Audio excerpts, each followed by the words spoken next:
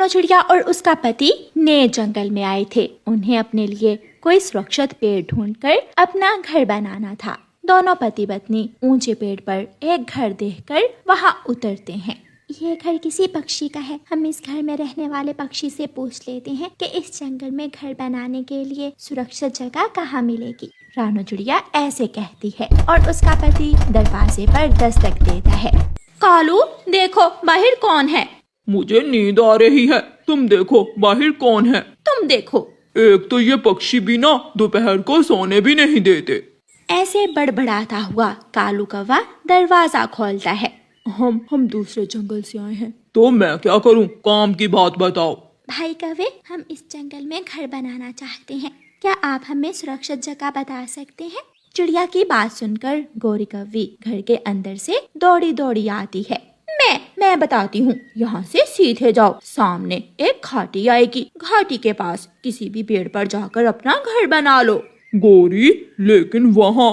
तुम चुप करो कालू। बहन, बहुत बहुत शुक्रिया। मैं अंडे देने वाली हूँ, इसलिए मुझे किसी सुरक्षित जगह की तलाश थी। वो जगह बहुत सुरक्षित है। दोनों पति पत्नी वहाँ से चले जाते हैं। गोरी, वहाँ तो माही चील रहती है। मुझे पता है, इसलिए तो मैंने इन दोनों को घाटी की तरफ भेजा है। चील खाएगी इन दोनों को और मैं खाऊंगी इनके अंडे। ये जगह तो सच में बहुत सुरक्षित है। पास में कोई घर भी नहीं है, दूर दूर तक दिखाई देता है। हम खतरा दूर से ही जान सकते हैं। मामा चिड़िया और उसका पति अपने लिए घोंसला बनाने का काम शुरू करते हैं। शाम तक वो दोनों अपना घोंसला बना लेते हैं। दोनों पति पत्नी अपने घोंसले में बैठे हुए थे कि सामने से बड़ी चील आ जाती है। पति जी, वो देखें, सामने से चील आ रही है। ये क्या हो गया? ये जगह तो ठीक नहीं है। जब चील उनके पास पहुंच जाती है, पीछे ही गौरी कौवी भी वहां आ जाती है। कौवी बहन, यहाँ तो चील रहती है। चिंता ना करो, ये मेरी सहेली है। सहेली चील, वहाँ आओ, थोड़ी दूर मेरी बात सुनो। गौरी कौवी चील को थोड़ी दूर ले जाती है। चील, ये चिड़िया अंडे देने वाली है। अगर तुम 2-3 दिनों तक इंतजार कर लो तो हम दोनों का भोजन बन जाएगा। तुम इन दोनों को खा लेना और मैं इनके अंडे पी लूंगी। कौवी, काली कौवी, तुम्हारे होते हुए मैं भूखी नहीं रह सकती। मैं इंतजार करूंगी, लेकिन मैं ज्यादा दिन इंतजार नहीं कर सकती।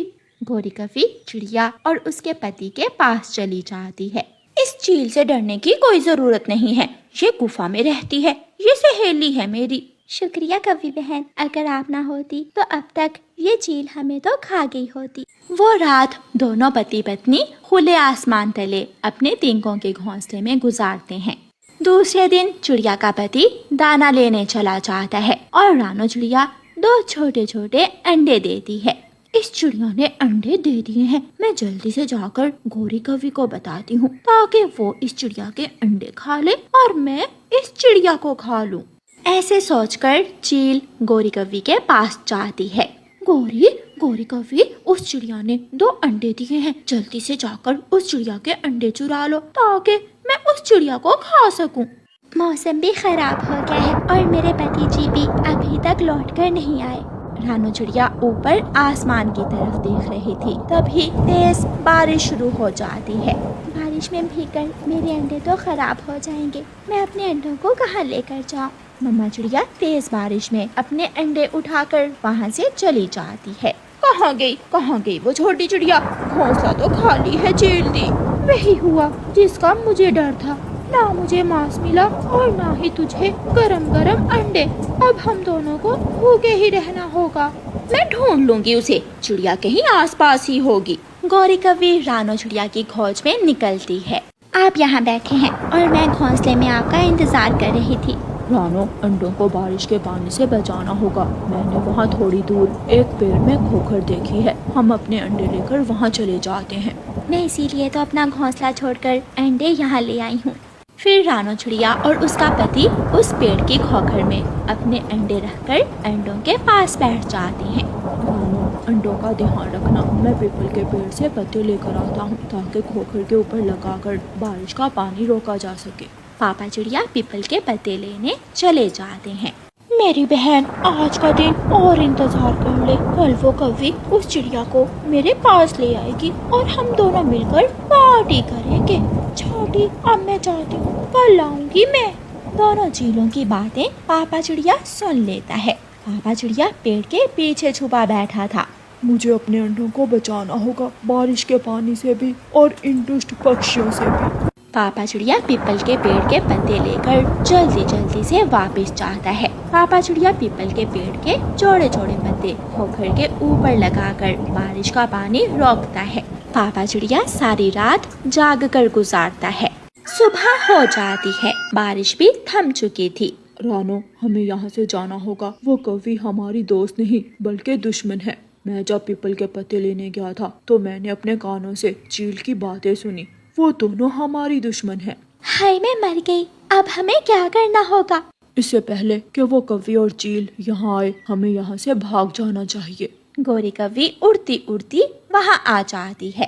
गोरी कौवी चिड़िया और उसके पति को देखकर वहाँ आ जाती है। तुम दोनों यहाँ बैठे हुए हो और मैं तुम्हें पूरे जंगल में ढूंढ रही हूँ। कौवी बहन, मेरे अंडे बारिश के पानी से भीग रहे थे, इसलिए मैं अपने अंडे लेकर यहाँ आ गई। चलो मेरे साथ मेरे घर चलो। जब अंडों से बच्चे निकल आए तो फिर ही मैं तुम्हें अपने घर से जाने दूंगी। फिर तो बहुत मजा आएगा। हमें छत मिल गई। लेकिन कौवी, मैंने नदी किनारे कुछ फल रखे हुए हैं, आप जाओ। मैं और मेरी पत्नी वो फल उठाकर अभी थोड़ी देर तक आपके घर आते हैं। जल्दी आना, मैं इंतजार कर रही हूँ। गोरी जैसे ही जाती है, रानू चिड़िया और उसका पति अपने अंडे उठाकर वहाँ से भी भाग जाते हैं। दोनों पति पत्नी बांसों के पास पहुँच जाते हैं। वो जगह बहुत सुरक्षित थी। वो दोनों बहुत खुश थे क्योंकि उन्होंने बहुत मुश्किल और कोशिश से अपने अंडे बचा लिए थे। शाम तक इंतजार करने के बाद जब गोरी कौवी दोबारा उस पेड़ के पास जाती है तो वहाँ कोई भी नहीं था। मैं हार गई। वो दोनों पति पत्नी तो बहुत चालाक निकले, आखिर मेरे जाल से बचकर निकल ही गए। गोरी कौवी हाथ मलते हुए वहाँ से वापस चली जाती है। मामा चिड़िया और पापा चिड़िया अब पुरसुकून थे क्योंकि अब वो खुद को सुरक्षित महसूस कर रहे थे। प्यारे दोस्तों, इस कहानी को लाइक, अपने दोस्तों के साथ शेयर और चैनल को सब्सक्राइब करना बिल्कुल मत भूलना। आपका धन्यवाद।